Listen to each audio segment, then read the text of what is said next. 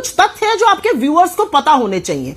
Representation of people act के अनुच्छेद 23(4) को संशोधित किया गया 2021-22 में, और उसमें यह प्रावधान किया गया कि आधार वोटर आईडी कार्ड बनाने के लिए इस्तेमाल किया जाता है। और मैं चुनौती से कहती हूं, देश के किसी भी कोने में चले जाइए, आधार के बेसिस पर आपका वोटर आईडी कार्ड बन सकता है। यह पहला तथ्य जानना जरूरी है, और यह रिप्रेजेंटेशन ऑफ पीपल एक्ट का हिस्सा है।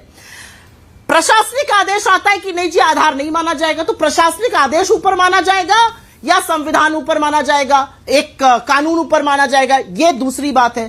तीसरी बड़ी बात इलेक्शन कमीशन ने कही कि जहां रह रहे हैं वहीं पर रजिस्टर कराइए। क्यों भाई? नरेंद्र मोदी जी दिल्ली में रहते हैं, वोट डालते हैं, अहमदाबाद में चुनाव लड़ते हैं, बनारस में, इसमें क्या बड़ी बात है? तो लोग ऐसा क्यों करेंगे बिहार में? ऐसी पाखंडी बातें क्यों की जा रही हैं? और एक बड़ी बात जिसका उल्लेख आपने भी किया था और बीजेपी उसको कई बार बोल चुकी है कई पटरों पर कि 80% लोगों ने फॉर्म फिल कर दिया।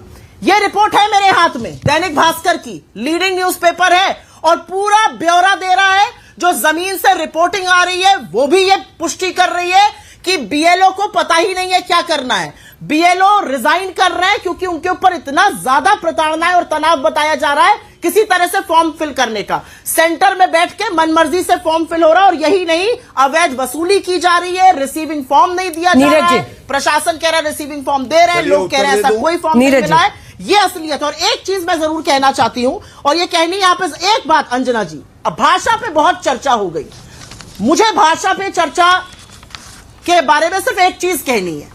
भाषा पे तो चर्चा उस दिन भी होनी चाहिए थी जब नरेंद्र मोदी झारखंड के चुनाव में जाके कहते हैं आपकी बेटी को छीन ले जाएंगे लोग। इसका अर्थ तो आप जानती ही हैं। जब वो मुसलमानों को कहते हैं कि वो मुजरा करने वाले लोग हैं, वो आपका मंगलसूत्र छीन लेंगे, ये भाषा है। और नीतीश कुमार ने जो सदन में खड़े होकर सेक्सुअल रिलेशनशिप पर भाषा बोली थी, वो मैं यहां पर रिपीट नहीं कर सकती हूं। भाषा की मर्यादा को तार तार आप करते हैं, वोट पर प्रहार आप करते हैं, वोट पर डाका आप डालते हैं, और यह लोकतंत्र के खिलाफ सबसे बड़ी साजिश है। एक प्रशासनिक ऑर्डर से कानून की अवमानना की जा रही है, यह असलियत है।